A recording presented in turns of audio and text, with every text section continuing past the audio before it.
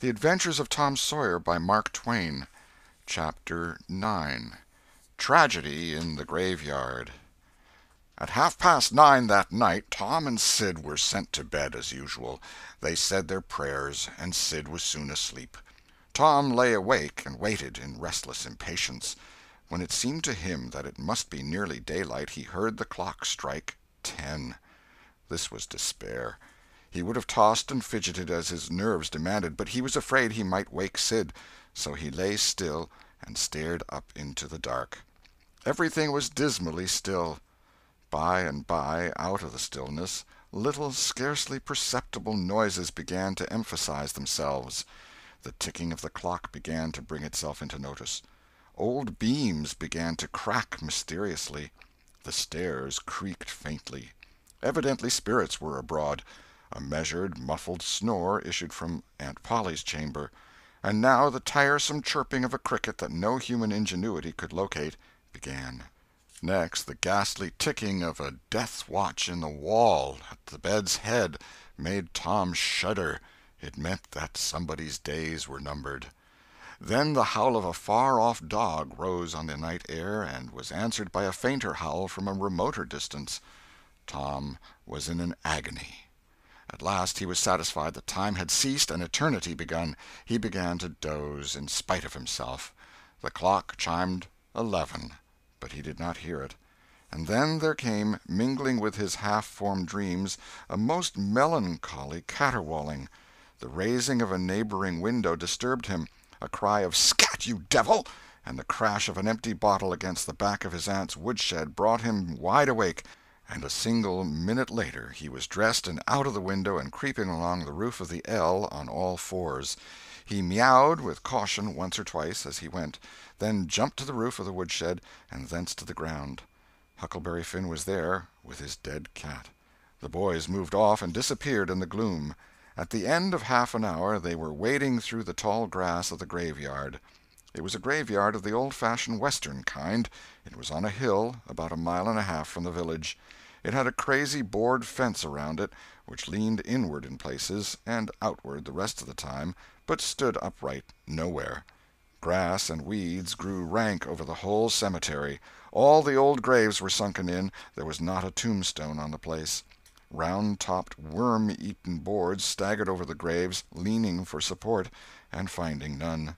"Sacred to the memory of so-and-so" had been painted on them once, but it could no longer have been read on the most of them now, even if there had been light. A faint wind moaned through the trees, and Tom feared it might be the spirits of the dead complaining of being disturbed. The boys talked little, and only under their breath, for the time and the place and the pervading solemnity and silence oppressed their spirits. They found the sharp new heap they were seeking, and ensconced themselves within the protection of 3 great elms that grew in a bunch within a few feet of the grave. Then they waited in silence for what seemed a long time. The hooting of a distant owl was all the sound that troubled the dead stillness. Tom's reflections grew oppressive.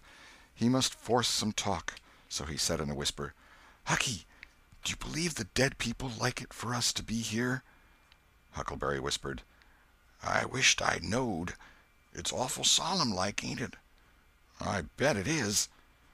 There was a considerable pause while the boys canvassed this matter inwardly. Then Tom whispered, "Say, Hucky, do you reckon Hoss Williams hears us talking?" "Oh, of course he does. Least his spirit does." Tom, after a pause, "I wish I'd said Mr. Williams, but I never meant any harm. Everybody called him Hoss."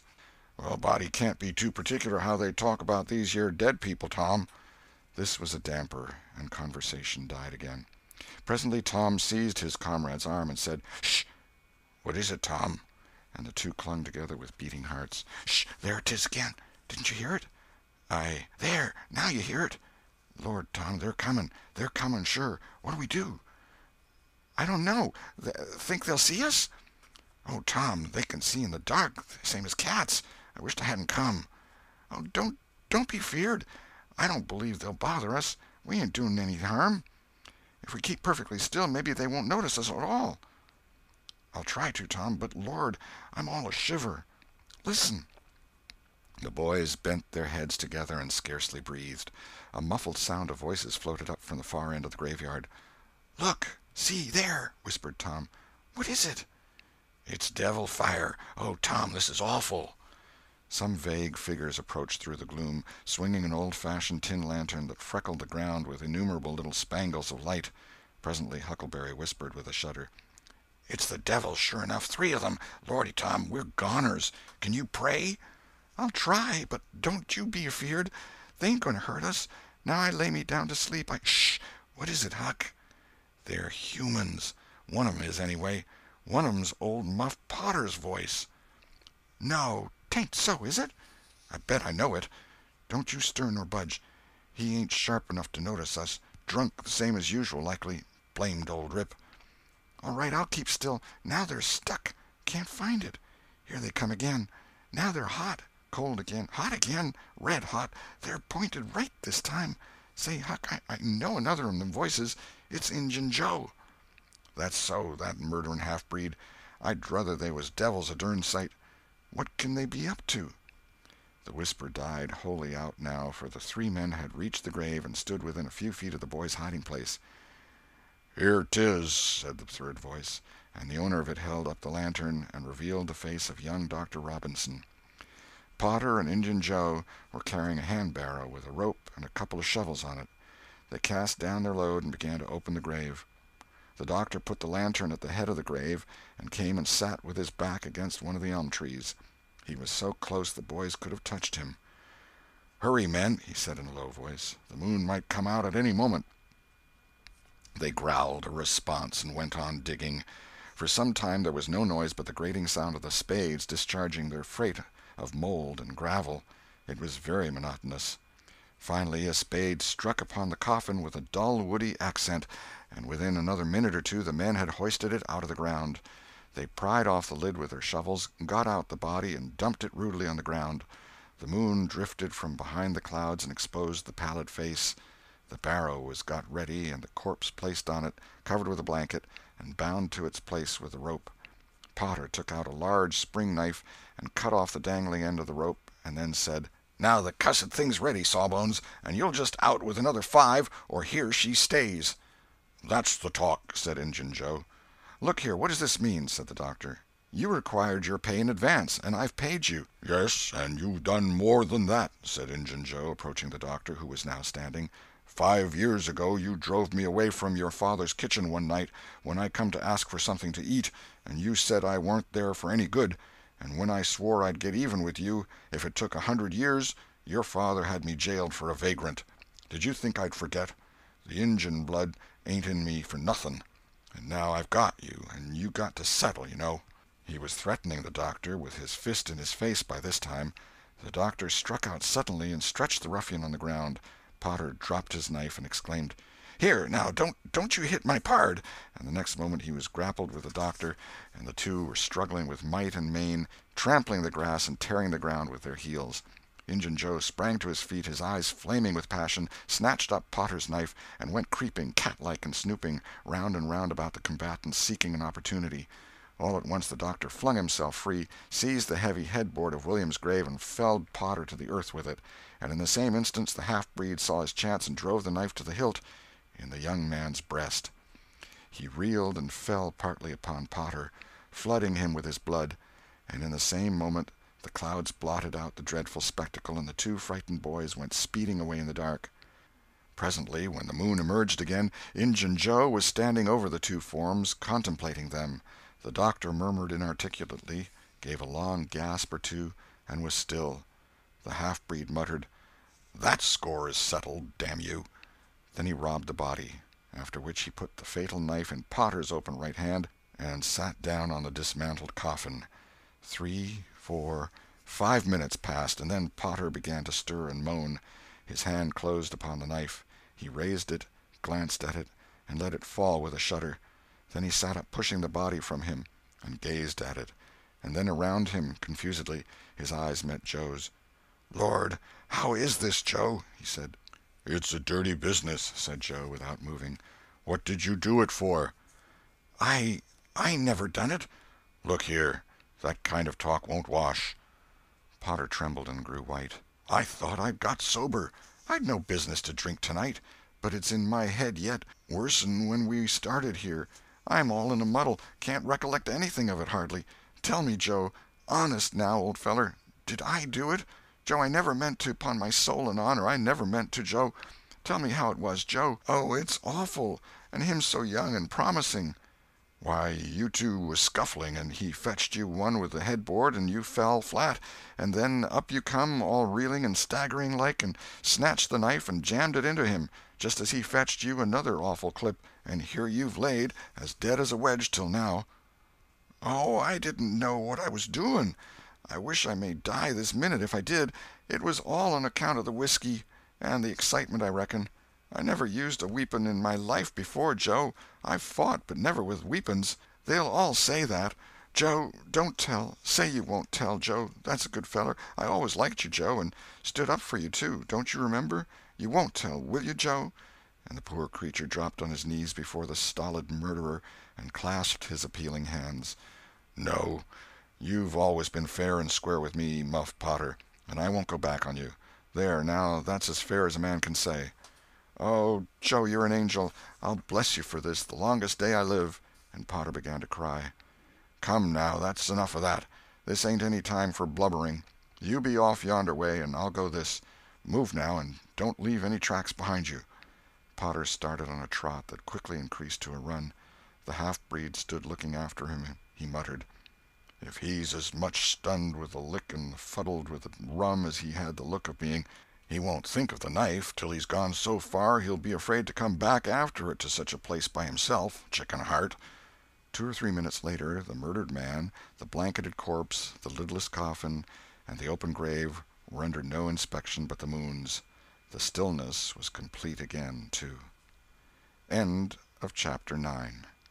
Chapter 10. Dire Prophecy of the Howling Dog. The two boys flew on and on toward the village, speechless with horror. They glanced backwards over their shoulders from time to time, apprehensively, as if they feared they might be followed. Every stump that started up in their path seemed a man and an enemy, and made them catch their breath. And as they sped by some outlying cottages that lay near the village, the barking of the aroused watch-dogs seemed to give wings to their feet. "If we can only get to the old tannery before we break down," whispered Tom in short catches between breaths, "I can't stand it much longer." Huckleberry's hard pantings were his only reply, and the boys fixed their eyes on the goal of their hopes and bent to their work to win it. They gained steadily on it, and at last, breast to breast, they burst through the open door and fell grateful and exhausted in the sheltering shadows beyond. By and by their pulses slowed down, and Tom whispered, "Huckleberry, what do you reckon'll come of this?" "If Dr. Robinson dies, I reckon hanging'll come of it." "Do you, though?" "Why, I know it, Tom." Tom thought a while, then he said, "Who'll tell? We?" "What are you talking about? Suppose something happened and Injun Joe didn't hang. Why, he'd kill us some time or other, just as dead sure as we're laying here." "That's just what I was thinking to myself, Huck." "If anybody tells, let Muff Potter do it, if he's fool enough. He's generally drunk enough." Tom said nothing, went on thinking. Presently he whispered, "Huck, Muff Potter don't know it. How can he tell?" "What's the reason he don't know it?" "Because he just got that whack when Injun Joe done it. Do you reckon he could see anything? Do you reckon he knowed anything?" "By hokey, that's so, Tom." "And besides, look here, maybe that whack done for him." "No, 'tain't likely, Tom. He had liquor in him, I could see that, and besides he always has. Well, when pap's full, you might take and belt him over the head with a church and you couldn't faze him. He says so his own self. So it's the same with Muff Potter, of course. But if a man was dead sober, I reckon maybe that whack might fetch him. I don't know." After another reflective silence, Tom said, "Hucky, you sure you can keep mum?" "Tom, we got to keep mum. You know that. That Injun devil wouldn't make any more of drowning us than a couple of cats, if we was to squeak about this and they didn't hang him. Now, looky here, Tom, let's take and swear to one another. That's what we got to do. Swear to keep mum." "I'm agreed. It's the best thing. Would you just hold hands and swear that we—" "Oh, no, that wouldn't do for this. That's good enough for little rubbishy common things, especially with gals, 'cause they go back on you anyway, and blab if they get in a huff, but there oughter be writing about a big thing like this, and blood." Tom's whole being applauded this idea. It was deep and dark and awful. The hour, the circumstances, the surroundings were in keeping with it. He picked up a clean pine shingle that lay in the moonlight, took a little fragment of red keel out of his pocket, got the moon on his work, and painfully scrawled these lines, emphasizing each slow downstroke by clamping his tongue between his teeth and letting up the pressure on the upstrokes. See next page. Huckleberry was filled with admiration of Tom's facility in writing and the sublimity of his language. He at once took a pin from his lapel and was going to prick his flesh, but Tom said, "Hold on, don't do that. A pin's brass. It might have verdigrease on it." "What's verdigrease?" "It's pison. That's what it is. You just swaller some of it once, you'll see." So Tom unwound a thread from one of his needles, and each boy pricked the ball of his thumb and squeezed out a drop of blood. "Huck Finn and Tom Sawyer swears they will keep mum about this, and they wish they may drop down dead in their tracks if they ever tell, and rot." In time, after many squeezes, Tom managed to sign his initials, using the ball of his little finger for a pen. Then he showed Huckleberry how to make an H and an F, and the oath was complete.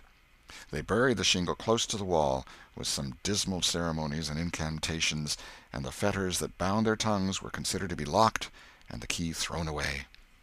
A figure crept stealthily through a break in the other end of the ruined building now, but they did not notice it. "Tom," whispered Huckleberry, "does this keep us from ever telling always?" "Of course it does. It don't make any difference what happens. We got to keep mum. We drop down dead. Don't you know that?" "Yes, I reckon that's so." They continued to whisper for some little time. Presently a dog set up a long, lugubrious howl just outside, within 10 feet of them. The boys clasped each other suddenly in an agony of fright. "Which of us does he mean?" gasped Huckleberry. "I don't know. Peep through the crack, quick." "No, you, Tom." I can't do it, Huck." "Please, Tom, there 'tis again." "Oh, Lordy, I'm thankful," whispered Tom. "I know his voice. It's Bull Harbison."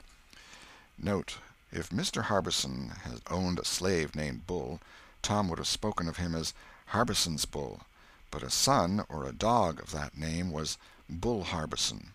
"Oh, that's good. I tell you, Tom, I was scared to death, and I'd 'a bet anything it was a stray dog." The dog howled again. The boys' hearts sank once more. "Oh, my, that ain't no Bull Harbison," whispered Huckleberry. "Do, Tom." Tom, quaking with fear, yielded and put his eye to the crack. His whisper was hardly audible when he said, "Oh, Huck, it's a stray dog." "Quick, Tom, quick. Who does he mean?" "Huck, he must mean us both. We're right together." "Oh, Tom, I reckon we're goners. I reckon there ain't no mistake 'bout where I'll go to. I been so wicked." "Dag fetch it, this comes of playing hooky and doing everything a feller's told not to do. I might have been good like Sid if I'd 'a' tried, but no, I wouldn't, of course. But if ever I get off of this time, I lay I'll just waller in Sunday schools." And Tom began to snuffle a little. "You bad?" And Huckleberry began to snuffle too. "Consound it, Tom Sawyer, you're just old pie, 'longside of what I am. Oh, Lordy, Lordy, Lordy, I wisht I'd only had half your chance." Tom choked off and whispered, "Look, Hucky, look. He's got his back to us." Hucky looked with joy in his heart. "Well, he has, by jingoes. Did he before?" "Yes, he did, but like a fool, I never thought. Oh, this is bully, you know. Now who can he mean?" The howling stopped, and Tom pricked up his ears. "Shh, what's that?" he whispered. "Sounds like hogs grunting. No, it's somebody snoring, Tom." "That is it. Whereabouts is it, Huck?" "I believe it's down at t'other end. Sounds so, anyway. Pap used to sleep there sometimes, 'long with the hogs, but laws bless you, he just lifts things when he snores. Besides, I reckon he ain't ever coming back to this town any more." The spirit of adventure rose in the boys' souls once more. "Hucky, do you dast to go if I lead?" "I don't like too much. Tom, s'pose it's Injun Joe." Tom quailed, but presently the temptation rose up strong again, and the boys agreed to try, with the understanding that they would take to their heels if the snoring stopped. So they went tiptoeing stealthily down, the one behind the other. When they had got to within 5 steps of the snorer, Tom stepped on a stick, and it broke with a sharp snap. The man moaned, writhed a little, and his face came into the moonlight. It was Muff Potter. The boys' hearts had stood still, and their hopes too, when the man moved, but their fears passed away now. They tiptoed out, through the broken weatherboarding, and stopped at a little distance to exchange a parting word. That long, lugubrious howl rose on the night air again. They turned and saw the strange dog standing within a few feet of where Potter was lying, and facing Potter, with his nose pointing heavenward. "Oh, Jiminy, it's him!" exclaimed both boys in a breath. "Say, Tom, they say a stray dog come howling round Johnny Miller's house about midnight as much as 2 weeks ago, and a whippoorwill come in and lit on a banisters and sung, the very same evening, and there ain't anybody dead there yet." "Well, I know that, and suppose there ain't. Didn't Gracie Miller fall in the kitchen fire and burn herself terrible the very next Saturday?" "Yes, but she ain't dead, and what's more, she's getting better, too." "All right, well, you wait and see. She's a goner just as dead sure as Muff Potter's a goner. That's what the niggers say, and they know all about these kind of things, Huck." Then they separated, cogitating. When Tom crept in at his bedroom window, the night was almost spent. He undressed with excessive caution, and fell asleep congratulating himself that nobody knew of his escapade. He was not aware that the gently snoring Sid was awake, and had been so for an hour. When Tom awoke, Sid was dressed and gone. There was a late look in the light, a late sense in the atmosphere. He was startled. Why had he not been called? Persecuted till he was up, as usual. The thought filled him with bodings. Within 5 minutes he was dressed and downstairs, feeling sore and drowsy. The family were still at table, but they had finished breakfast. There was no voice of rebuke, but there were averted eyes. There was a silence and an air of solemnity that struck a chill to the culprit's heart. He sat down and tried to seem gay, but it was uphill work. It roused no smile, no response, and he lapsed into silence and let his heart sink down to the depths. After breakfast his aunt took him aside, and Tom was almost brightened in the hope that he was going to be flogged, but it was not so. His aunt wept over him and asked him how he could go and break her old heart so, and finally told him to go on and ruin himself and bring her gray hairs with sorrow to the grave, for it was no use for her to try any more. This was worse than 1,000 whippings, and Tom's heart was sorer now than his body. He cried, he pleaded for forgiveness, promised to reform over and over again, and then received his dismissal, feeling that he had won but an imperfect forgiveness and established but a feeble confidence. He left the presence too miserable to even feel revengeful toward Sid, and so the latter's prompt retreat through the back gateway was unnecessary. He moped to school, gloomy and sad, and took his flogging, along with Joe Harper, for playing hooky the day before, with the air of one whose heart was busy with heavier woes and wholly dead to trifles. Then he betook himself to his seat, rested his elbows on his desk and his jaws in his hands, and stared at the wall with the stony stare of suffering that has reached the limit and can no further go. His elbow was pressing against some hard substance. After a long time he slowly and sadly changed his position and took up this object with a sigh. It was in a paper. He unrolled it. A long, lingering, colossal sigh followed, and his heart broke. It was his brass andiron knob. This final feather broke the camel's back. End of chapter 10.